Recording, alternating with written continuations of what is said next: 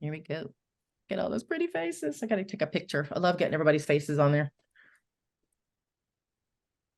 Keep on coming. Mr. Hall. He'll be somebody who's gonna ask a question, said he's from. Oh, right. Yeah.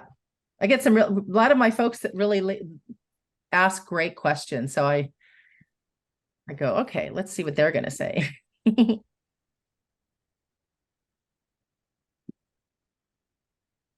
Hi, Paul. Hi, John.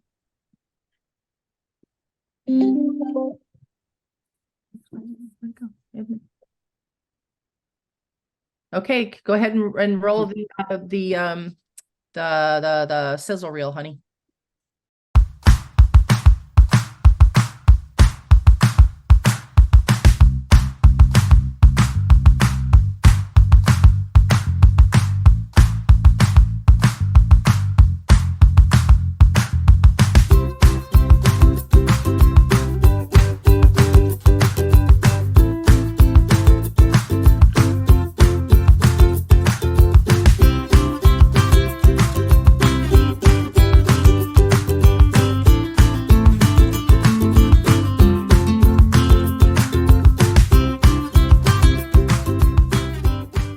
So as our guests are beginning to keep logging on, we'll give it just a few more seconds so we can introduce our awesome sponsor. It happens to be a company that I work for, LG Electronics. So y'all, I'm going to give a little house cleaning on women in exhibitions so that anybody that's new is familiar with what we are and what we do. We are a global 501c3, and our mission is really to support women. There's a lot of men that join us from cinema exhibition. We have a panel parity project where we help the show organizers out there that have conferences and want some speakers to join that aren't the same 7 people on every conference to join. So we get qualified, interested, and available speakers. We have a mentorship program. So if you are interested in advancing your career in any way, join up as a mentee. And if you want to pay it forward, sign up as a mentor. I've been on both sides of it. This year I'll be a mentee. It's very exciting. We have this awesome speaker series where we get to meet really unique and wonderful people. And then last but not least, we have a scholarship program. That's where it's echoing. That helps people attend conferences that can't afford to attend. Is it the only one that's, huh? We're hearing it as well. It's the echo. I wonder what's happening. Everybody should mute if they're not speaking, I think. Okay, let's see here. Yep. Tony, make sure you mute. It's just weird. What's going on with the thing? Okay, so without further ado, I'm going to introduce John Taylor from LG Electronics. And John is the Senior Vice President of LG USA. So John, please introduce yourself and say hello to our group and tell us a little bit about LG and our relationship to Screen Actors Guild. Thank you so much, Heather. And hi, Sid. Great to see you. LG Electronics and our Business Solutions Division are proud to partner with Women in Exhibition to bring you today's dialogue with the remarkable Sid Wilson. Yes. You may already be familiar with LG. Maybe you wash your clothes using an LG wash tower. Maybe you work on an LG Gram laptop or binge watch on your LG OLED TV. But what you may not know is that LG is a technology leader in the commercial space in display solutions, and perhaps I would say the fastest growing player in these wall-sized so-called DV LED or direct view LED screens, like the all-new LG Mirror Class product.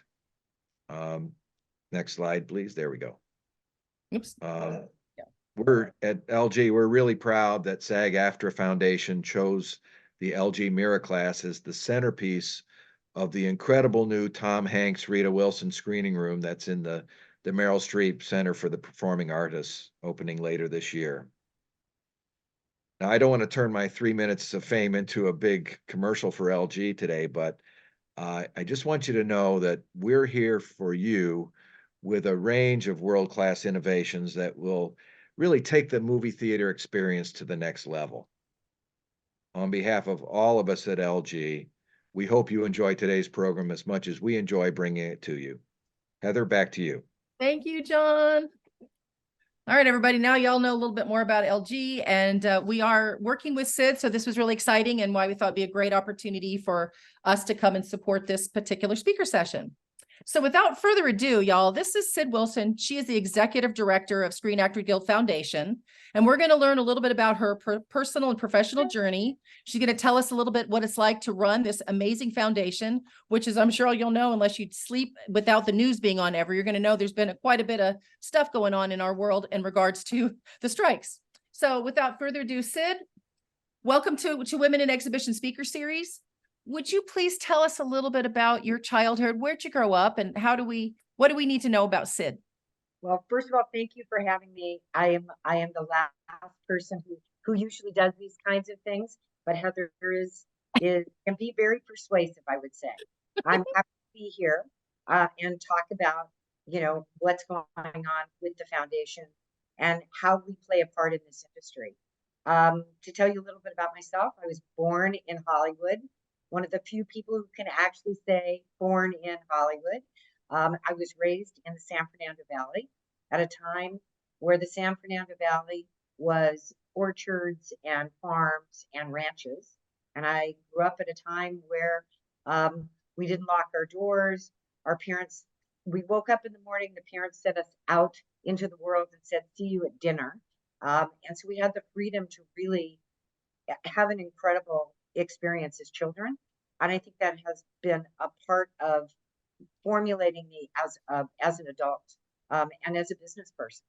The idea that anything is possible, and the idea that you can make your own worlds, and you can experience everything from dawn until dusk, is a big part of why I am the person I am today. So that is my background. I hope that gives you a little bit of an idea of where I come from. And where did you go to school? Went to school at a Catholic school, St. Genevieve's High School, 136 kids in my graduating class, again, very small. Went to Cal State Northridge for business and became a hospital administrator right out of college, youngest hospital administrator in the state of California. And I thought that was what my path was going to be. But it didn't last long. I felt that it was not creative enough for me. And I was in an environment that I just didn't feel like I was going to be growing. And I think that is really important to me as a person, is to continue to grow. And getting stuck in an office was not my idea of growth. Did you kind of feel akin to this industry? Were you one of those that just was in Hollywood and felt like you felt someday you'll be part of it? Absolutely. My parents were not in the industry, but a lot of their friends were in the industry. They were writers, they were directors. So there was a lot of that around our house all the time. And I think that growing up, I always wanted to be an actress. It wasn't until I was in my 20s that I decided I would test the waters. Went on a game show, won a lot of money on the game show, and then invested in my career, $25,000 pyramid. What was the game show? $25,000 pyramid. Okay, pyramid. Yep. Okay. Yep. And won a lot of money and said, okay, I'm investing in a career.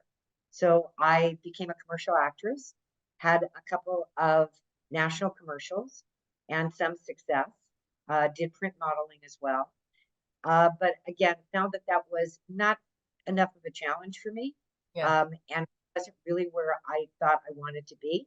So I slowly grew out of that and started working with a couple of my neighbors, Elizabeth Blazer, Susie Zegan, and Susan DeLaurentis, to create the Pediatric AIDS Foundation, where I worked for probably 5-8 years at the foundation, and where I had a chance I did development for them, fundraising and development. It was at the beginning of the AIDS crisis. It was a very heavy time, and I was really enjoying the fact that I was giving back and doing something that had meaning and purpose. It wasn't just a challenge getting up every morning and going in and trying to raise money, but it felt like I was really serving a purpose. And I think that's when I tapped into the core of who I am and what I wanted to do with my life. And so I worked at the Pediatric AIDS Foundation for those years, came in contact with a lot of significant business people who were sponsors of the foundation. I was recruited by Ann Moore, the CEO of Time Inc., which was the largest media company in the world, 154 magazines, Time, Sports Illustrated, Fortune, People Magazine.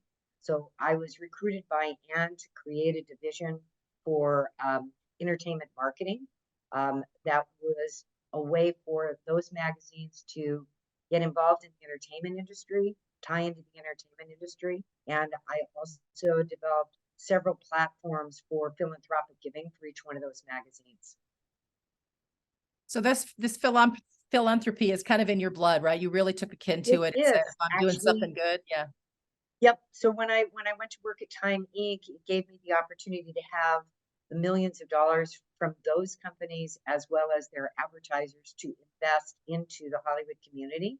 All of the entertainment marketing that I did for the brands was through philanthropic giving. So they were supporting charities through sponsoring events, getting involved with charities in many ways where the magazines could put forth those charities messages, the pages of the editorial pages of the magazine, through the advertising dollars.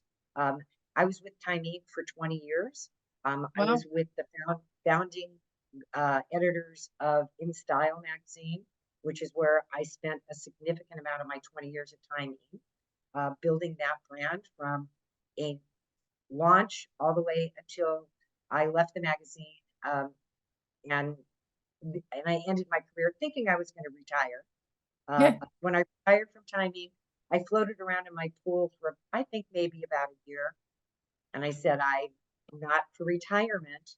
And I had the opportunity, and I was recruited by the SAG-AFTRA Foundation to come and run the foundation. That's weird. Yep. So in my retirement, I said, okay, I'm going to go to work for the SAG-AFTRA Foundation. I'm going to give them about 2 years of my time. SAG-AFTRA Foundation is an interesting organization. We're affiliated with the union, but we are a separate 501c3. The organization was founded 40 years ago with the idea that the life of a performer is not always consistent.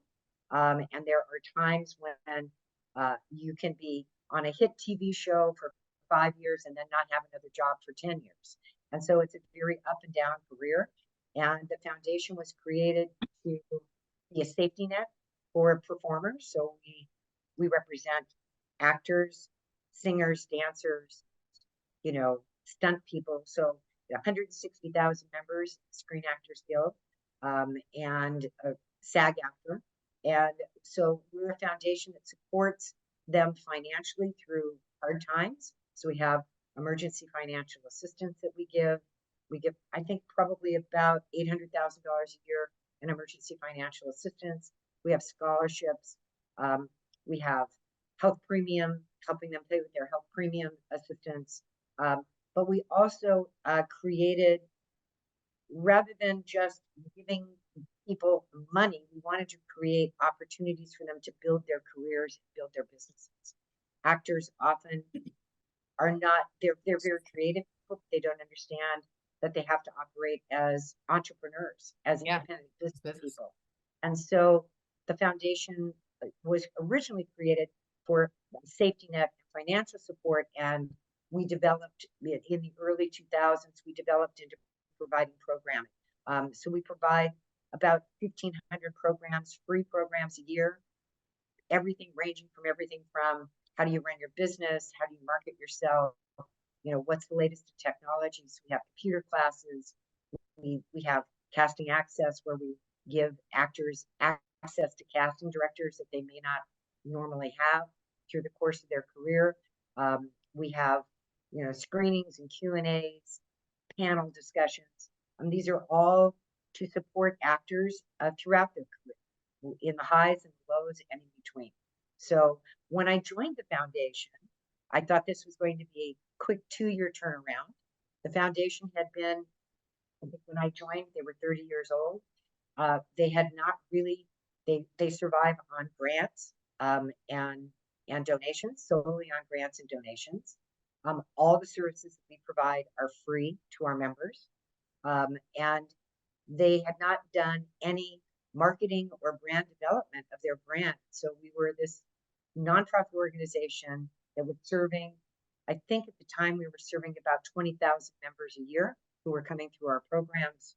And it became clear that we needed to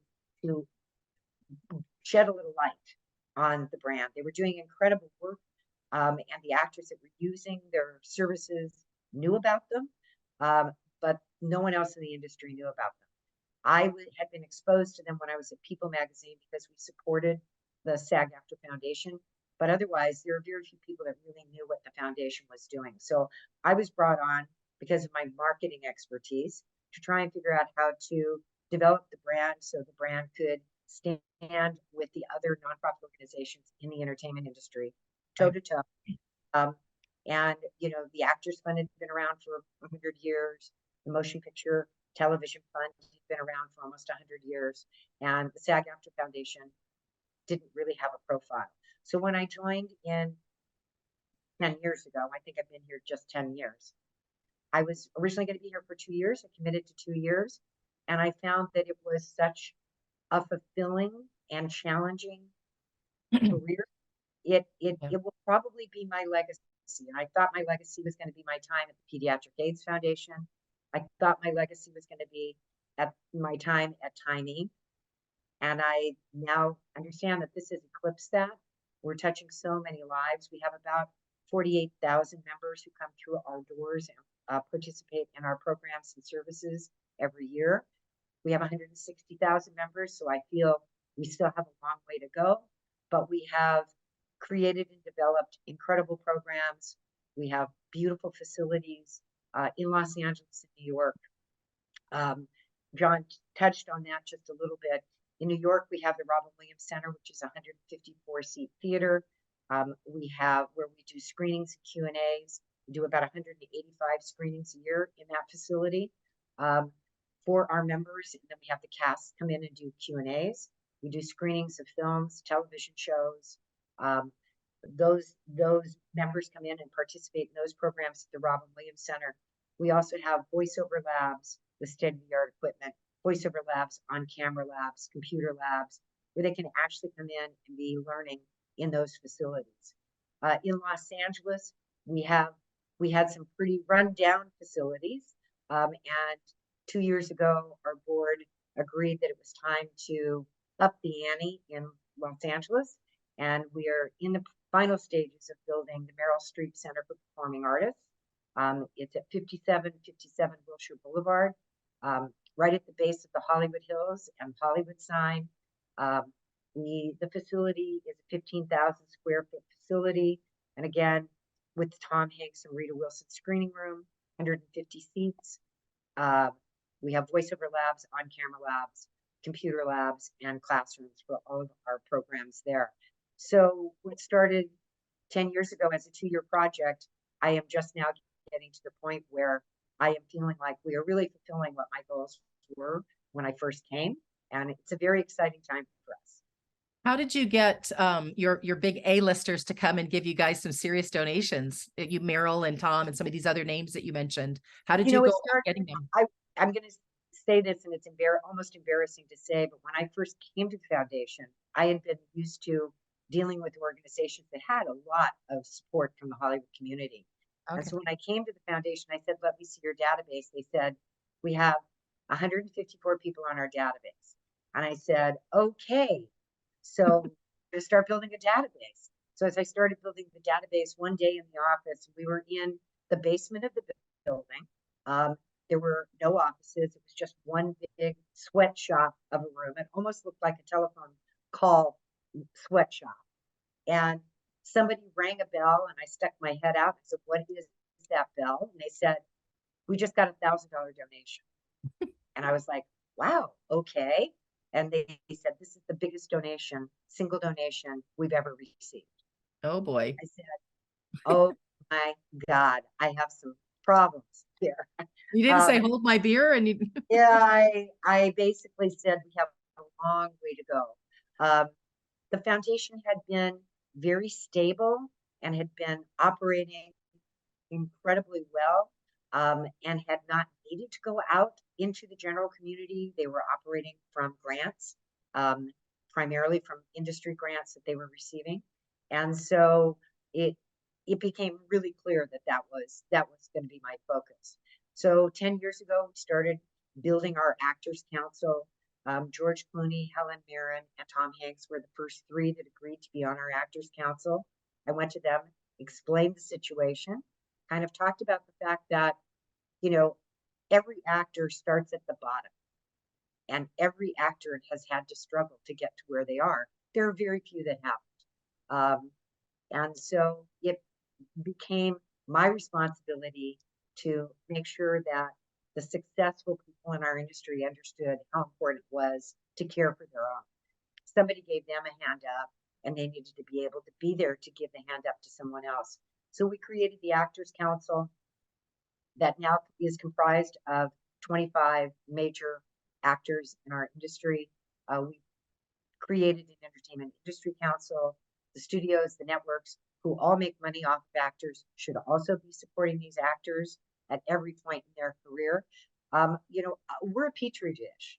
We are there to help create those careers, help those people create those careers that are going to help this industry survive.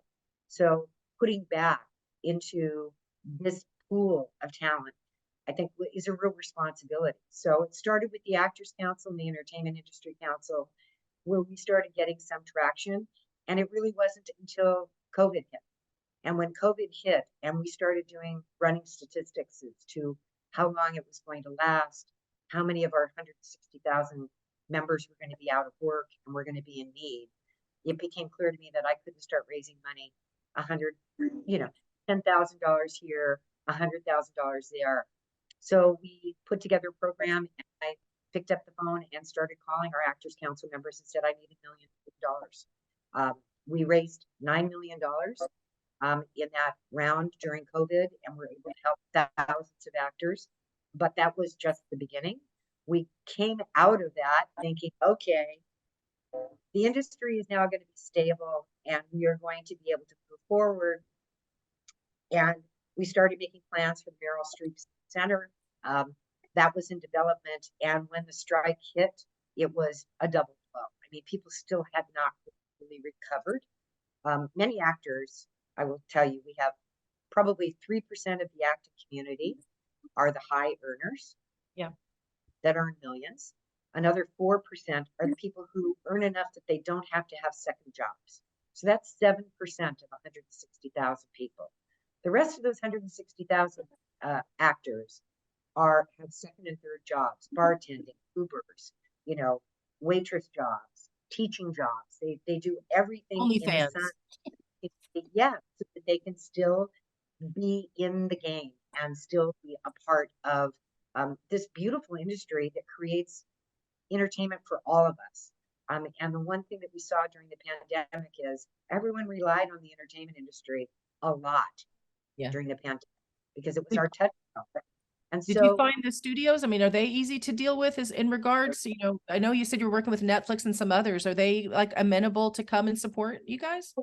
Believe me, when I was asking our members for $1 million, I asked them for $1 million as well. When the strike happened, it wasn't the same scenario. I could not go to the studios and the networks for obvious reasons. Yep. Because they were striking again.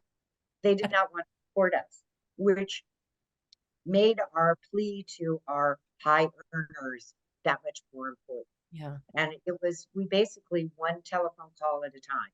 It was not sending out letters saying, hi, we need you to support us. It was literally calling them and saying, I'm starting with $1 million. If you can't give me $1 million, what can you give me? Yeah. How much can you give me? If you can't give me $1 million this year, can you give it over a period of 4 years? And we negotiated this. We were very fortunate to raise $21 million during the strike. We have given out about almost 15 million of that already. I think we see that we are still going to be giving that money out through probably the end of March, April, before productions are back up and running in full force. But it's been an incredible opportunity to bring our community together.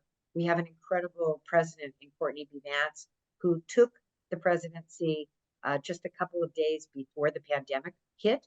He had no idea what was in store for him, but he and I were on video calls with George Clooney in Lake Como at 4 a.m. You know, he was on a bus tour with his kids, a college bus tour, visiting colleges with he and his kids and his wife, Angela Bassett. And they would stop, pull off the road, and we would get on a call, you know, with Ryan Reynolds in London. You know, those kinds of calls were vital for us to actually pull together as a community. And what's beautiful about this is we've been able to help our members in a significant way, not just pay their rent. You know, while the strike was going on, people were battling cancers, had terrible car accidents, you know, were in places where they had to be medevaced out of strange locations. And so we were really there for our members, and we're so excited to be able to celebrate with the opening of Merrill Street Center. In that center, LG plays a big role. I think we have 21 large screens in classrooms and facilities all over the building. Tell this group why you chose us, because I think it says a lot. I mean, about how important your screening room is to your growth and your like supporting your industry. Like it's feeding itself. But why you chose us is, you know, it's always good to hear in front of a bunch of people. We do in so in New York we do about 180 screenings a year. In Los Angeles we do about 250 a year. Yeah. And we knew that it was going to be critical for us. We're in a very rundown, dilapidated facility now that does not have DCP capabilities. Our screen, I think, is a 4 foot by 6 foot screen, you know, so it's not a true movie opportunity for our members. And when we were building this facility, originally I was talking about we have some space limitations because of the building that we're building in. And I was not going to be able to project and have a projector. And so I knew we had to do LG, not LG. I knew we had to do LED. And we were looking at a 2K screen. And I was 2 days from making a deal about a 2K screen when one of my technology people came to me with an article and said, LG is coming out with this 4K screen that you might be interested in. And poor John, I tracked him down. I don't remember where he was, but he was in the middle of a conference someplace. And he was calling me in between speaking engagements. And we were able to get LG to come on board. So, you know, we will now have this beautiful state-of-the-art facility in Los Angeles, you know, where we will be able to screen movies and television shows for our members who are also voting members for SAG-AFTRA Awards. And we're very excited to be able to provide them this kind of technology to be able to experience the movies and the television shows the way they should be experiencing them. Well, I'm hoping we get to have one of our little WIE get-togethers, a WIE meet over there. We can bring some of these amazing ladies from, you know, our members are the cinema exhibitors, which they want to see that your screening room, and then the studio distribution companies, and then all our support vendors. So hopefully when you're finally open and we can get together this year, we'll come over and show off how gorgeous this room is. And I've seen it since it was just concrete and electrical cords everywhere. So I can't wait to see it finalized and everything. We're close. We're very, very close. So I've got a couple cool little questions. Then we're going to get to the 20 fun questions. So one other thing I'd like to find out from my guests, if you read books, and you said that you do, is there anything that you've read recently that is interesting, that maybe has given you some inspiration that you'd like to share with us? You know, I like biographies. I like true crime. There's something about trying to get in somebody's head. And I also like suspense novels. Okay. And I just read a book literally that I could not put down. And it took me all the way to the last 4 pages before I really understood what was happening. And it's a book called We Are Liars. Okay. And it's a book about a family, an extended family of children that vacation together during the summer. and it's the evolution of that family. It is a fascinating read, so I would recommend it highly. Cool. All right, couple other questions. What do you think, do you have any kind of prediction for our future as far as, you know, your talent that you deal with and our industry? Do you think there's going to be any more strikes? Do you see positive? Kind of what's your future prediction? Oh my gosh, I hope there's no more strikes. I have to say, you know, being somebody who was raised in movie theaters long before streaming, I was a kid that never even had a color TV, you know, still had a black and white TV. Um, I, you know, over the Christmas holiday, I saw Barbie and Oppenheimer, and I saw uh, Boys in the Boat and The Color Purple. There is nothing like being in a theater and seeing a film on a big screen with an audience ooh, and awe. You know, at the end of Boys in the Boat, the audience applauded. There's nothing like that experience, and I'm praying that we get back to that quickly.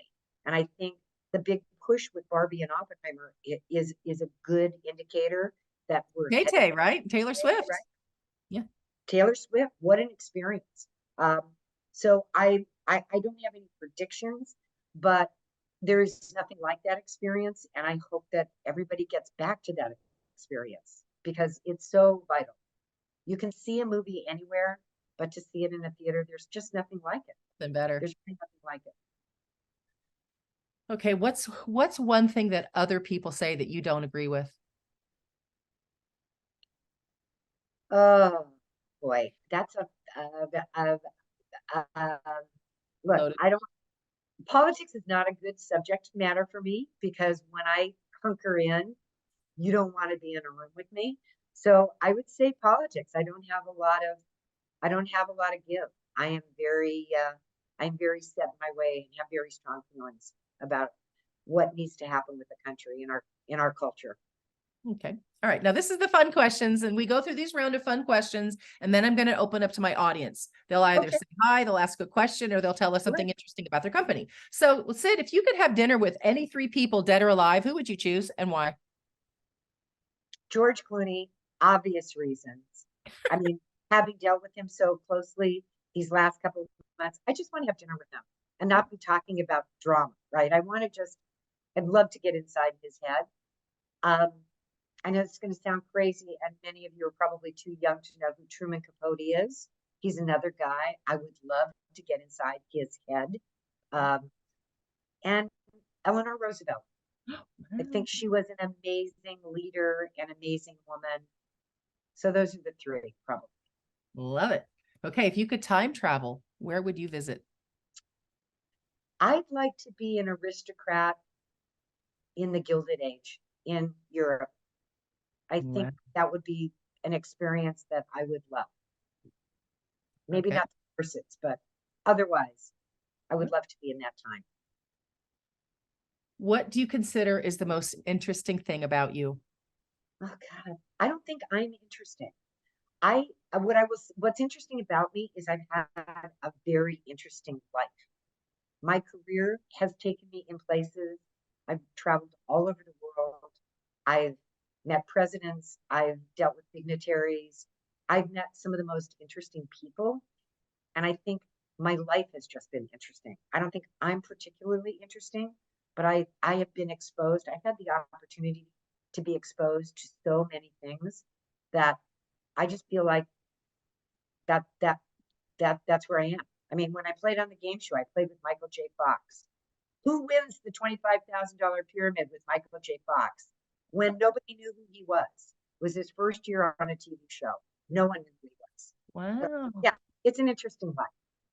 I remember back when I was an actress, I was doing a TV show called Miss Hollywood. And I told the producers, Dick Clark was the producer. I said, I want to meet Michael J. Fox. They go, you know, he's half your size and he smokes. I'm like, forget about it.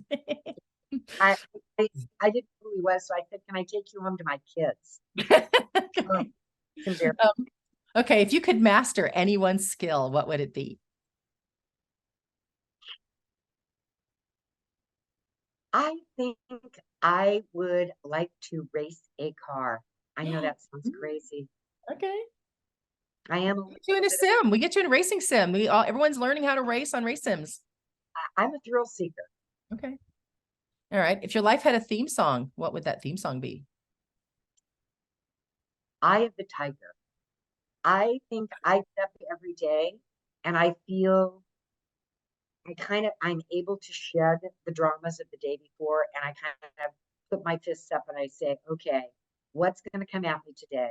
And what can I do to get beyond it? So I feel like I'm a fighter now. I love it. Okay. What's your go-to comfort food? Chicken pot pie.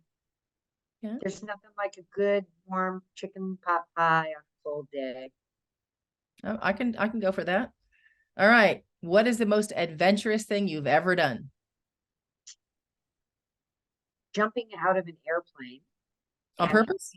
having to ditch my chute.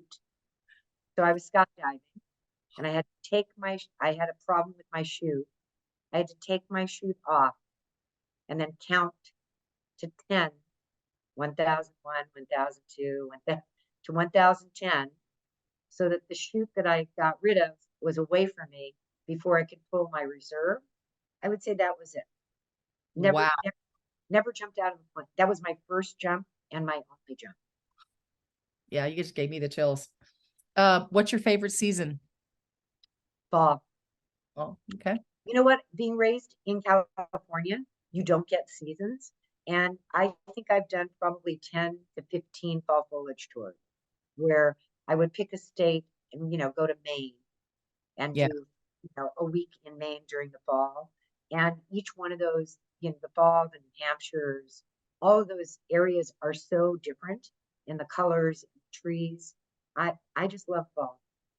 I a couple years ago needed to get some like more holiday spirit on. So I called one of the clients that I was trying to sell to. I said, will y'all invite me so I can come to the East Coast? And it was Joe Basher from Bowtie Cinema. So I could come out there and get a little holiday because LA just is, not cold. So it was kind of fun. Okay. So what's the most memorable concert or live performance you've ever attended? I'm going to show my age because I'm in my 70s. There was an organization that put on an AIDS event in the 90s called Commitment to Life. And one year they had everyone from Elton John, everyone at the concert performed from the music of West Side Story. So Elton John did I Feel Pretty, and Kenny Loggins did, another song. Natalie Cole did a song. But when Johnny Mathis, Barbara Streisand sang There's a Place for Us on that stage together, I think it was the most incredible experience that I've ever had at a concert. I imagine So she shows my age, right? Okay. If you could have any animal as a pet, what would it be? Geez, we had a dog as my family, my kids were growing up. I think I see myself as cat lady someday. Not now, because I'm never around, but I think I will become a cat lady at some point. Okay. What's your favorite way to unwind? Drugs, alcohol, or sleeping? All of the above. I actually, it's reading. It's reading. I like to be able to shut down. It's either reading or watching a great movie. I like to kind of immerse myself and shut everything else out. Um, and I don't have any other hobbies, I'm sorry to say. So I didn't ask you that question about hobbies. Oh, sorry. Remember, because I thought, you know what, you said, yeah, I don't really have any. So all right, we won't go there. All right. If you could swap jobs with anyone, who would it be? I think I'd like to work in some form of government. I don't know what. I think I would like to be moving the needle for our society and culture. Um, and I think had I not been in the Hollywood space, I could see myself having gone to Washington and been in the political. Okay. Yes. Mayor Sid. Yeah, well, You could do that. Senator. Okay. What's your favorite movie genre? I like all movies that take me away. I have, I'm not really into the violent movies, but all genres. I like musicals, I like comedies, I like rom-coms, I like drama. I think my favorite movie of all time is probably Sophie's Choice. And if Okay. there's anything heavier than Sophie's Choice, I like all genres. I really love movies. Yeah, there's a couple that I haven't seen yet that I want to see. The Holdovers, I want to see Mean Girls, and I want to see Now Boys in the Boat. So there's a lot of them that I Yeah. think are fun to see. Okay, we're wrapping it down. Okay, favorite movie snack. It's a hard choice. It's either popcorn or Milk Duds. Even when I go to the movies, I try to go at 10 o'clock in the morning. So when I go to those early movies, it's always popcorn. If it's afternoon movies, it's Milk Duds. Okay. All right. So are you a morning person, night person, and do you hit the snooze button? I am. I sleep about 5 to 6 hours a night is a lot for me. So I am a morning person. I'm up between 4 and 5 in the morning, and I'm often up until midnight. So I'm a morning and a night person, and I never hit the snooze button. Okay. If once I wake, Like I'm 10 up. minutes, I think. Okay. So how do you like people to get a hold of you? You a text, a call, an email, send a pigeon, smoke signals? What's Sid's I way? hate to say it, but I'm a call person. Yeah. I mean, it's just secondary because emails, I probably get about 150 to 200 emails a day. Yeah. And sometimes I get buried in those. So if somebody needs to reach me, text me, but I always prefer telephone calls. You've been pretty good when I text you. Okay. Have you ever been thrown in jail? I haven't, but it's No. not an experience I would like to try, Right. honestly. Okay. Have you ever pulled a prank on someone? I have. Um, You're friends with Heather, George Clooney. I thought maybe he pulled one on you. it wasn't one of those, but when I worked for InStyle magazine, we hosted an Oscar party every year that I hated.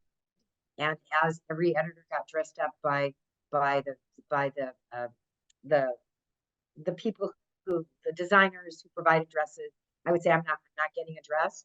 I protest. So I wore the same dress to that Oscar party 10 years in a row. And when my boss retired, I brought the dress on a mannequin to her retirement party and I cut it into shreds and said, now I never have to go to that Oscar party again. Oh my God, that's hilarious. Okay. Do you sing karaoke or salsa dance? Salsa. All Salsa. right. Okay, this is our last of the fun questions before I open it up. In the movie about Sid, who plays you? I think it would have to be a comedy because my life has been a comedy. Okay. Maybe a Jennifer Aniston. Okay. I was thinking Reese Witherspoon, but I could see Jennifer. Yeah. Or Reese. Yep. Yep. All right. Well, now we have a few people that have asked me questions. So Danielle, you had a question for her. Why don't you unmute yourself and say hello? Yeah, hi. Thank you, Heather. And then thank you so much, Sid. You were definitely speaking to me when you were talking about your experience in your early 20s and fresh out of college and working in the office, not the creative space.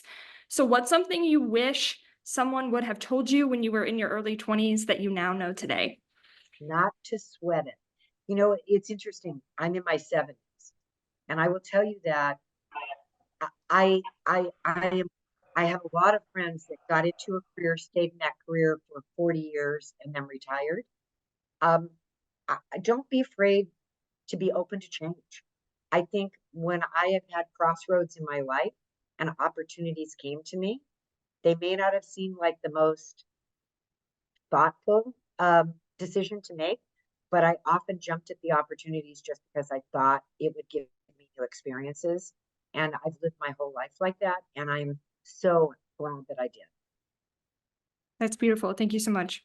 It's funny because that's a question I generally ask, and I didn't this time. So thank you. You did. I love that question. There's so many times you look back and go, oh, I wish I could go and talk to that little me when I was 7 or 12 or 16 or whatever. So I love that. Alan, I'm going to call on you, bro. Can you want to say hi to Sid? Unmute yourself, sir. Hi, Sid. How are you? Hi. Well, so I guess my question would be, in your career, following up on the last question, in your career, as we all do, we all have some bad experiences from an employer or someone that we've worked for. If you've had that, how did you turn that around to make it a positive experience or learn from that in the workplace, if you've had something of that nature? You know, believe me, when you work for a company like Time Inc., your employee number, 27,000, you do come up against people who are not always the easiest to work with. I think I've always tried to find ways to get around our disagreements and have really worked on trying to find commonalities. So if I don't agree with the way that they approach things, I may find some other place that's a common ground where I can gain some trust and some camaraderie with them. And so, because you can't always choose who you work with, but I've always seemed to be able to work around that. I persevere and try to put that aside and get them to find a way to work with me, even if we don't always agree. Well, you would be does that very, help? you would be very good in politics. I think I I think think you'd that be could, well. I did tell my board when I was hired at the foundation, and I could tell they were a very political group of people coming from a union background, a lot of them. And I basically said, "But I'm just going to tell you, I'm not a political animal." And about 2 years in, one of the board members called me aside and said, "Do you remember that first speech you gave when you said you're not a political animal? You're one of the most political animals I've ever met." I don't think that way of myself, but I think if you find ways to work with people, I guess you are political. And I guess that is one of the things I've been able to do. It's good advice. Good answer. Awesome. Good Okay, we're advice. going to go with John Hall because he has a question, and then Sherry Goodall. So Shelley Goodall. So you be prepared, Shelley. John Hall, go ahead and unmute yourself. Thank you, Heather. I think I am unmuted, right? Okay. Yep. Yeah. Okay. Hi, John. Hi, Sid. How are you? Good to see you. Good. So I actually have a question from one of my filmmakers, and it's a fun one. So I think you're LA, right? You're LA Yeah. based. What's your favorite, and the way it's worded, what's your favorite vintage movie theater? So like not necessarily one of the big palaces of yesteryear, but like just your favorite kind of neighborhood vintage movie theater. There's a theater that is no longer in existence that was in Westwood called the Crest Theater. Oh, It yeah. was one of the most incredible experiences. They did a whole neon light thing on all of the walls of the theater, where you would sit in the theater and you would see all of the Hollywood landmarks. You would see all the theaters that were iconic in the Los Angeles area. And then there was something about the screen and the curtains. It had a 3-curtain reveal. To experience a film in a theater like that just was so incredible. Awesome. Thank you. Shelley Goodell. I said, I loved what you said about wanting to be a part of the Gilded Age, that I'm a history major and that was really fun and really interesting. But my question really is about something you said near the beginning, in that you found what I'll call your true north or your life purpose. And I think most of us might say, we love what we do, but I'm not sure I would say it's my absolute true north thing that I feel like I was born to do. Can you speak a little bit to that, maybe in the sense of Yeah. how you figured it out or what you did? Yeah. Because I- that's the magic as a human being, I think we would all like to be able to say, is we found our true north, whatever that happened to be. Yeah. I was acting in commercials, doing commercials, and I was relatively successful relatively early in the career. And so I was making money. Did I think I was going to make enough money to survive? I don't know that I was really thinking about survival at the time, but I had so much downtime that when I heard that my neighbors were starting this organization called the Pediatric AIDS Foundation, and I realized that it was going to be doing something good, I said, you know what, I've got a couple of hours a week. So I started volunteering. I literally started as a volunteer and eventually, within a year, gave up the acting career completely and became one of their first employees. And I think you have to test the waters. I don't think you can just jump from one to another. So I think feeling comfortable testing those waters allowed me to put my feet in, get my toes warm, And even if it hadn't been what I decided to do, it helped me transition into something else. I loved acting. It's just you had to go on 50 auditions before you got a call back. Then you had to go on 20 callbacks before you actually got a gig. That process was a beautiful creative process, but not something I wanted to do forever. So to say, okay, I'm just going to carve out a little bit of time to try something that I think I'm really passionate about. I had no idea what was going to happen with the Pediatric AIDS Foundation. And it ended up being a pivotal point in my life. I mean, we were saving lives. It introduced me to industry professionals. It really launched so much more of my career than just moving to Time Inc. I built relationships there. So I think you have to give yourself the time to try other things. And it's fascinating because if we think about what society tells us we should value, you gave up what would be considered a career of prestige and possibly greater financial reward for something that would not have been considered as important to society. Maybe now because it's fabulous, but in the beginning, probably not, and probably less known financial reward, or certainly not as much potential. And that's just really impressive to me that you followed your heart more That's a than good you followed, yeah, more than you followed what society would say is a definition of success, and yet well, you landed both. and I landed there again at the pediatric. I mean, when I went to the SAG-AFTRA Foundation, I had a huge career at Time Inc. I was one of the top executives. I reported to the CEO of the company and the editor-in-chief of all of the magazines. I was in the catbird seat. And when I was seeing, I saw that the industry was changing. Those women who I reported to were retiring. And I was like, this isn't going to be any fun anymore. And so when I retired, I thought, okay, now I'm going to just sit and read. So I read about 25 books. And I was, when I was asked to come to the SAG-AFTRA Foundation, I really was only going to do it for a couple of years. Trust me, the salary for an executive director at a nonprofit organization that the biggest single donation in a year was $1,000. You can imagine what the salary is at this organization. 10 years later, here I sit, and I am happy as a clam. Look, I'm going to say I'm blessed. I had a very stable family life. My children grew up without any dramas. My financials, I was secure financially, so it was easier than some people will have it. But I really have always followed my heart, and it has taken me to incredible places. Even if it's not where you want to end up, it takes you to the next place, and you get so much more experience. So I go for the heart every time. I go follow the heart. Thank you. That was beautiful. Thank you, Sid. Alice, would you like to unmute yourself and say hello? From Italy. Yes, yes, thank you, Heather. Hi. Hello. Hi, Sid. Nice to speak to you, and thank you for your time.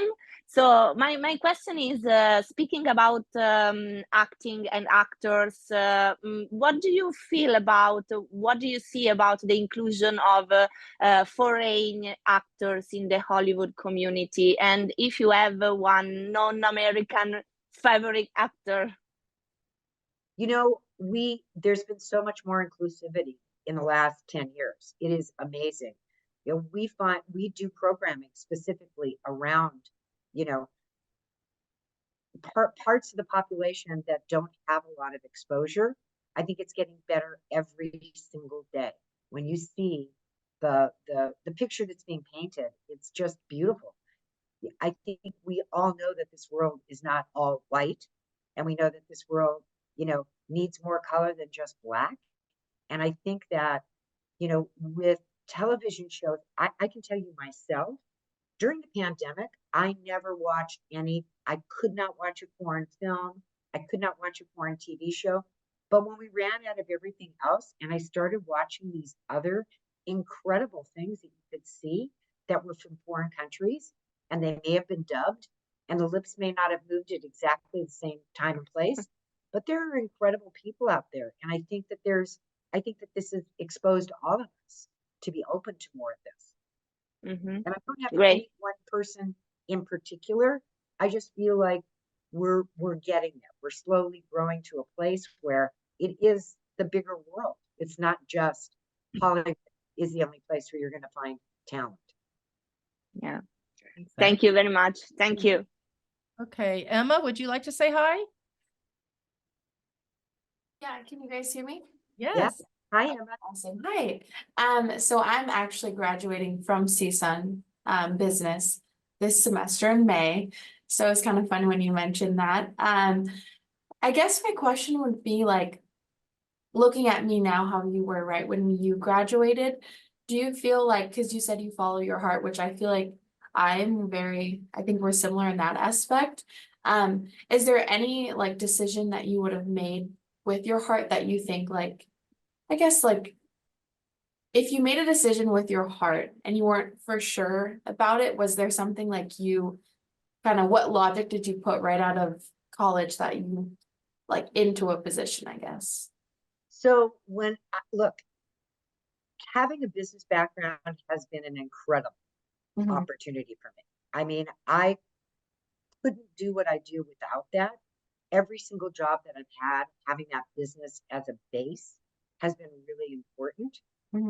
Every single time I've made a jump, I've questioned whether or not I would go, this is where my heart wants to go. And then there'd be that little thing on my shoulder saying, but should you, is this the right thing?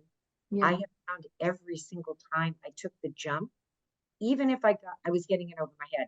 When I took this job at the foundation, I was like, I'm going to run this foundation, all these actors, all of these programs. I'm going to be sitting in an office again.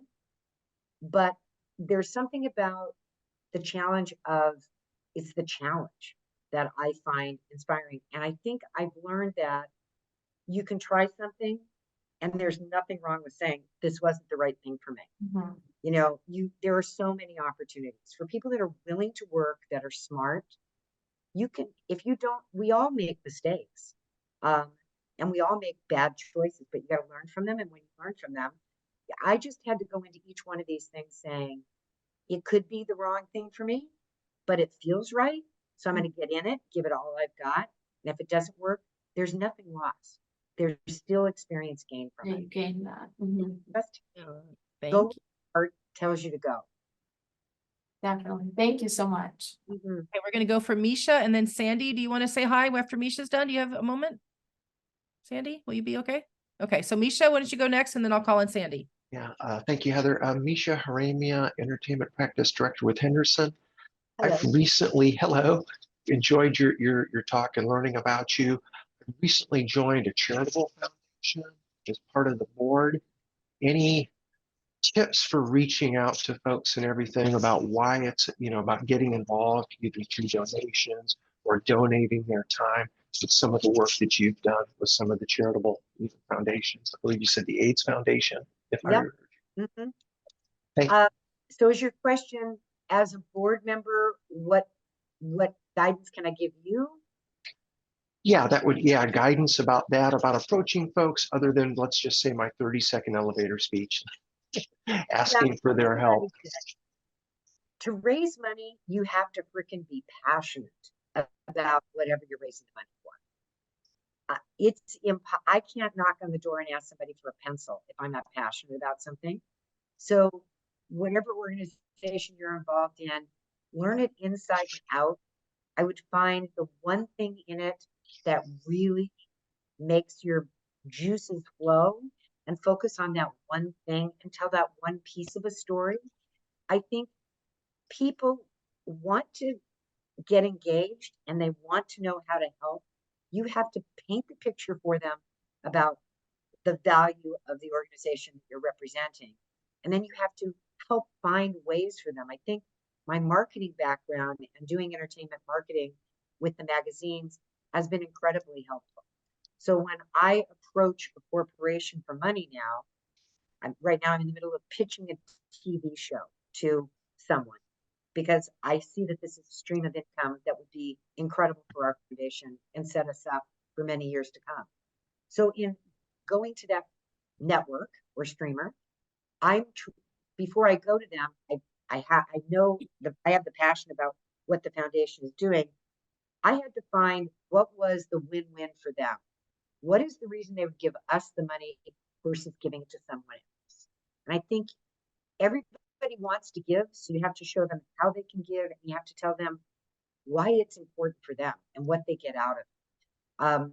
And I think that comes from being passionate about the organizations that you get involved in. If you're sitting on a board, I have a lot of board members. When I first came on board, they'd say, you know, put me on a committee, and then you call them. They were never available. Eventually I said, you know, this is not the board for you, because if you're going to sit on a committee, I expect you to work. So I think it's important that you're involved in an organization where you can actually play an active role, other than just going to board meetings, and get really involved in the organization. The more involved you get, the more you're going to be able to sell it to someone else.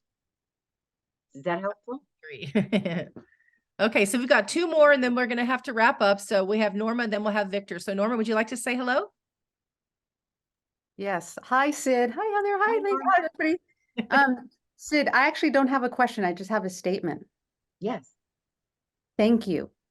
Thank you for being a badass trailblazer, and you're speaking so authentically that I wish you should publish a book of thoughts, quotes, and anything that you want to say, because the way you're coming across in our Zoom and the advice, and you're direct, and you're just this wealth of knowledge. You're speaking from the heart and from the passion. And I love, Thank love, you. love women who do that. I'm And going to tell you something. I assumed that this was going to be all women, so I apologize to all the men in the room. But when I went to work for the Pediatric AIDS Foundation, there were 10 of us women who changed the world. When I went to work at Time Inc., there were 10 to 15 women at the top of that organization who all championed other women and brought them along. It's no accident that here I am at the SAG-AFTRA Foundation, and the majority of my senior staff are women. Women are so powerful because I think we have a layer that men don't have. I think when women get together as a group, you can do so much. And I have been so empowered my entire career by these women that I want to make sure that I pass that on to other women. There is no reason we're not sitting at every CEO table. There is no reason we don't have the same salaries as men. I mean, I look at the disparity of the salaries of women in our industry. Meryl Streep makes a fraction of the money that George Clooney makes. I love them both. I appreciate them both. But Meryl Streep is the actress of our century. I don't know that there will ever be another Meryl Streep. The fact that there is a disparity like that, and she brings so much to all of us, tells you we still have a lot of work to do. So I'm thrilled to be here. I'm glad you feel that. I mean, I literally, when Heather asked me, I was like, Heather, I'm the last person you want to have talk, because I'm not a great public speaker, but I am passionate about my work, and I'm passionate about life. And I think that's where it starts. You really have to, I'm here 10 years. I'm in my 70s. I keep thinking I'm going to retire. I'm trying to figure out how I'm going to retire, because I can't even figure out how to retire without having this kind of constant, challenge, the growth, all of the everything that a job brings to me. I don't know how to replace that. And so, but I'm glad that you felt like I inspired you in some way. Thank you. Okay. Last but certainly not least, Victor, please say hello. Hello, everyone. Happy New Year to you all. It's fun to join in always with Heather's events. And hello, Sid. Nice to meet you kind of via Zoom. I don't really have a question. It's more of a kind of I think, a backing to what you just said. Kind of the timing fits. You had interest, or you thought of going to maybe the government service or something like that if you had another, let's say, option. Because that was kind of my life before. I was like a White House intern. I did law enforcement, totally different than filmmaking and this kind of world. But it's kind of like going to your passion, where I liked it at the time because I was young. I thought it was the coolest thing to do because I wanted to be like, I wanted to be like Kiefer Sutherland on 24. I thought that's what you would do, right? You just become that. But real life is not really like that. However, like what you said, staying with that passion, I'm trying to get your own break, let's call it, right? As the hardest thing you can do. And also as a minority, even more challenging, right? But I think I love that concept for everyone is, even for me to be more motivated hearing this, is you have to kind of stick with it. You might be broken, you hate what you're doing now, but there's always, like they say, there's some sort of light at the end of that tunnel, to Right. get something to be passionate about, and I love the industry. Haven't broken in to the George Clooney level, but I love the process going through that, so I love what you said, and thank you very much for contributing. That was Look, it. you know what? They're not all George Clooney's. There are some really Yeah. incredible people in this industry. I had a sit down with Ted Sarandos recently, and this is the guy that's really passionate about films. He's really passionate about our industry. Not everybody agrees with what he's done with the industry. And he will be blamed for changing the industry forever. But the guy is passionate about films. And Right. I think, I meet actors who have been bit actors for 25 years who are passionate about films. I met a woman a couple of weeks ago who's in her almost her 80s, and Clint Eastwood called her the badass. Uh, she's a stunt woman, the badass stunt woman. And to listen to her talk about her experiences, I think there's something to learn from everybody, and it comes from the people that are passionate about what they do. It's like, don't waste your time if you're not passionate. And the Yeah. more people you can expose yourself to that can help you along the way, find your passion. You may have to go through some tough times. You may have to go through jobs you don't really like, but they're experiences and you get something out of it, and it's time to move on, move on. So Yeah, just keep trying. Don't think it's the end of the road. absolutely. Thank you very much. Thank you. I love Good luck. Well, thank look you at for this, the y'all. We motivation. have we have told you, Sid. I told you it's be a great audience. They would totally get you. Yeah. And you Well, did not thank disappoint. you. I'm sorry I blabbed on for so long. It's what we're here for. We're here to listen to you. My question just to lead you to talk to us. That's all. And then our audience just loves this stuff. So thank you everybody for being the best part of WE. If you haven't joined us yet, you better put your $25 up. Mr. Taylor, I think would like to say goodbye, John. Oh, I was on mute there. Just thank you so much, everybody. Great Thank to you, see you, Sid. Very inspiring You for all of too. us. Thank you. Thanks for being the best part of WE, y'all. Take care. Or wait till everybody says goodbye.